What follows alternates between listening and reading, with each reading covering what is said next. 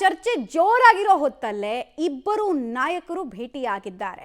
ಇಬ್ಬರು ಕೂಡ ತಮ್ಮದೇ ರೀತಿಯಲ್ಲಿ ಪ್ರಭಾವವನ್ನ ಹೊಂದಿರುವಂತಹ ನಾಯಕರಾಗ್ತಾ ಇದ್ದಾರೆ. ಸದ್ಯಕ್ಕೊಬ್ಬರು ಕೇಂದ್ರದಲ್ಲಿ ಬಹುದೊಡ್ಡ ಪೋಸ್ಟ್ಲಿದ್ದಾರೆ, ಇನ್ನೊಬ್ರು ರಾಜ್ಯದಲ್ಲಿ ಪ್ರಭಾವಿ ಸಚಿವರು. HDK ಹಾಗೂ ಸತೀಶ್ ಜಾರಕಿಹೊಳಿ ಇಬ್ರು ಕೂಡ ಭೇಟಿಯಾಗಿದ್ದಾರೆ. ಇದು ಕುತೂಹಲಕ್ಕೆ ಕಾರಣ ಆಗ್ತಾ ಇದೆ.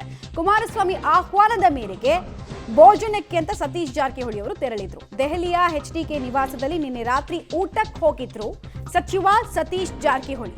ಈ ವೇಳೆ ಸಹಜವಾಗಿ ರಾಜಕೀಯ ಬೆಳವಣಿಗೆ ಬಗ್ಗೆ ಕೂಡ ಚರ್ಚೆಯನ್ನ ಮಾಡಿದ್ದಾರೆ.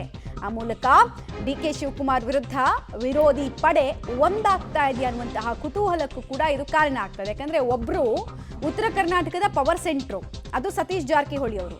ಇನ್ನೊಬ್ರು ಯಾರು, DK ಶಿವಕುಮಾರ್ ವಿರುದ್ಧ ರಾಜಕೀಯವನ್ನ ಮಾಡ್ಕೊಂಡು ಬಂದವರು, ಅವರ ರಾಜಕೀಯ ವಿರೋಧಿ HD ಕುಮಾರಸ್ವಾಮಿ. ಇಬ್ರು ಒಟ್ಟಾಗಿ ಬರ್ತಾ ಇದ್ದಾರೆ ಅಂದ್ರೆ ಮೂರನೇ ಅವರಿಗೆ ಅಂದ್ರೆ DK ಶಿವಕುಮಾರ್ಗೆ ಕಾದಿದೆಯ ಅಪಾಯ. ಯಾವ ರೀತಿ ಅಸ್ತ್ರಗಳ ಪ್ರಯೋಗ ಇವರ ಭೇಟಿಯ ನಂತರ ಆಗತ್ತೆ ಅನ್ನೋದು ಕುತೂಹಲ.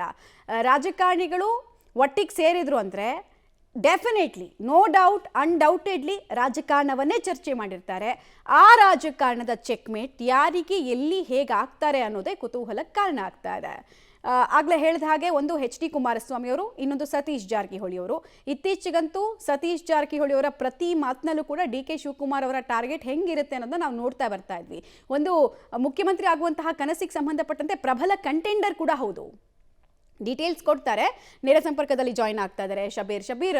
ಒಬ್ರು ಉತ್ತರ ಕರ್ನಾಟಕದ ಪವರ್ ಸೆಂಟರು, ಜೊತೆಗೆ PWD ಮಿನಿಸ್ಟ್ರು, ಇನ್ನೊಬ್ರು ಕೇಂದ್ರದಲ್ಲೂ ಕೂಡ ಬಹಳ ದೊಡ್ಡ ಪವರ್ಫುಲ್ ಪೋಸ್ಟ್ ನಲ್ಲಿ ಇರೋರು. ಇಬ್ಬರ ಭೇಟಿ ಅನೇಕ ಲೆಕ್ಕಾಚಾರಗಳಿಗೆ ಸಹಜವಾಗಿ ಕಾರಣ ಆಗ್ತಾ ಇದೆ. ಏನೇನ್ ಚರ್ಚೆ ಆಗಿದೆ, ಇನ್ಸೈಡ್ ಡೀಟೇಲ್ಸ್ ಏನ್ ಕೊಡ್ತೀರಿ? ಮಮತಾ, ನೋಡಿ, ಕಳೆದ 2 ದಿನಗಳಿಂದ ಸತೀಶ್ ಜಾರಕಿಹೊಳಿ ಅವರು ಈಗ ದೆಹಲಿಯಲ್ಲೇ ಬೀಡ್ಬಿಟ್ಟಿರುವಂತದ್ದು, ಪಕ್ಷದ ನಾಯಕರನ್ನ ಭೇಟಿ ಆಗುವಂತ ಕೆಲಸವನ್ನ ಕೂಡ ಮಾಡ್ತಾ ಇದ್ದಾರೆ. ಈ ನಡುವೆ ಕೇಂದ್ರ ಸಚಿವ HD ಕುಮಾರಸ್ವಾಮಿ ಅವರನ್ನ ಕೂಡ ಸತೀಶ್ ಜಾರಕಿಹೊಳಿ ಅವರು ಭೇಟಿಯಾಗಿದ್ದಾರೆ ಎನ್ನುವಂತ ಮಾಹಿತಿಗಳು ಕೂಡ ಈಗ ಮೂಲಗಳಿಂದ ಸಿಗ್ತಾ ಇರುವಂತದ್ದು. ನಿನ್ನೆ ತಡರಾತ್ರಿ ಅವರು ಆ ಭೋಜನಕ್ಕೆ HD ಕುಮಾರಸ್ವಾಮಿ ಅವರ ನಿವಾಸಕ್ಕೆ ತೆರಳಿ ಅಲ್ಲಿ ಊಟವನ್ನ ಮಾಡಿ ಬಂದಿರುವಂತದ್ದು. ಸಹಜವಾಗಿ ಇಬ್ಬರು ನಾಯಕರು ಸೇರಿದಂತ ಸಂದರ್ಭದಲ್ಲಿ ಸಾಕಷ್ಟು ರಾಜ್ಯದ ರಾಜಕೀಯ ಬೆಳವಣಿಗೆಗಳ ಬಗ್ಗೆ ಚರ್ಚೆ ಆಗಿದೆ ಅನ್ನುವಂತ ಮಾಹಿತಿಗಳು ಕೂಡ ಸಿಗ್ತಾ ಇರುವಂತದ್ದು. ಮುಖ್ಯವಾಗಿ ಹನಿ ಟ್ರ್ಯಾಪ್ ವಿಚಾರ ಮುನ್ನೆಲೆಗೆ ಬಂದಿರುವಂತಹ ಹೊತ್ತಲೇ ಈ ಭೇಟಿ ಆಗಿರುವಂತದ್ದು ಈಗ ಸಾಕಷ್ಟು ಅನುಮಾನಗಳಿಗೆ ಎಡೆ ಮಾಡಿಕೊಟ್ಟಿರುವಂತದ್ದು. ಯಾವ ರೀತಿಯಾದಂತಹ ಚರ್ಚೆಗಳಾಗಿರ್ಬೋದು ಅನ್ನುವಂತ ನಿಟ್ಟಿನಲ್ಲೂ ಕೂಡ ಒಂದಿಷ್ಟು ಪ್ರಶ್ನೆಗಳು ಎದ್ದಿದ್ದಾವೆ. ನೋಡಿ, ಸಹಜವಾಗಿ ನಾವು ಗಮನಿಸೋದಾದ್ರೆ ಏನು ಕಾಂಗ್ರೆಸ್ ಪಕ್ಷದಲ್ಲೇ ಸಾಕಷ್ಟು ಭಿನ್ನಾಭಿಪ್ರಾಯಗಳಿರುವಂಥದ್ದು, DK ಶಿವಕುಮಾರ್ ಮತ್ತೆ ಉಳಿದ ನಾಯಕರಿಗೂ ಕೂಡ ಸಾಕಷ್ಟು ವ್ಯತ್ಯಾಸಗಳು ಕೂಡ ಇರುವಂಥದ್ದು. ಈ ಹನಿ ಟ್ರ್ಯಾಪ್ ವಿಚಾರಕ್ಕೆ ಸಂಬಂಧಪಟ್ಟಂತೆ ಪರೋಕ್ಷವಾಗಿ ಕಾಂಗ್ರೆಸ್ನ ಸ್ವಪಕ್ಷೀಯ ನಾಯಕರೇ DK ಶಿವಕುಮಾರ್ ಅವರತ್ತ ಇಶಾರೆಯನ್ನ ಮಾಡ್ತಾ ಇರುವಂತದ್ದನ್ನು ಕೂಡ ನಾವು ಗಮನಿಸಿದ್ವಿ.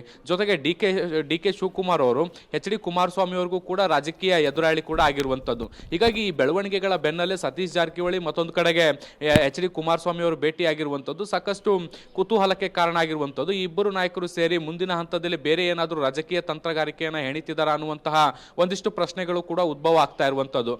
ಈಗ ಈ ಒಂದು ವಿಚಾರಕ್ಕೆ ಸಂಬಂಧಪಟ್ಟಂತೆ ಸತೀಶ್ ಜಾರಕಿಹೊಳಿ ಅವರ ಕಡೆಯಿಂದಲೂ ಕೂಡ ಒಂದು ಪ್ರತಿಕ್ರಿಯೆ ಬಂದಿರುವಂತದ್ದು. ಹೌದು, ಕುಮಾರಸ್ವಾಮಿ ಅವರನ್ನ ಭೇಟಿ ಆಗಿರುವಂತದ್ದು ನಿಜ, ಆದರೆ ನಾವು ಈವರೆಗೂ ಕೂಡ ಏನಂತಾರೆ, ಈ ಒಂದು ರಾಜಕೀಯ ವಿಚಾರಗಳಿಗೆ ಸಂಬಂಧಪಟ್ಟಂತೆ ಚರ್ಚೆಯನ್ನ ಮಾಡಿಲ್ಲ. ಕೇವಲ ಇದು ಒಂದು ಬೆಳಗಾವಿಗೆ ಒಂದು ಇಂಡಸ್ಟ್ರಿ ಬರಬೇಕಾಗಿತ್ತು, ಅದಕ್ಕೆ ಸಂಬಂಧಪಟ್ಟಂತೆ ಚರ್ಚೆ ಆಗಿದೆ ಅನ್ನುವಂಥ ನಿಟ್ಟಿನಲ್ಲಿ ಸ್ಪಷ್ಟನೆಯನ್ನು ಕೊಡುವಂತ ಕೆಲಸವನ್ನ ಮಾಡಿದ್ದಾರೆ ಮಮತಾ.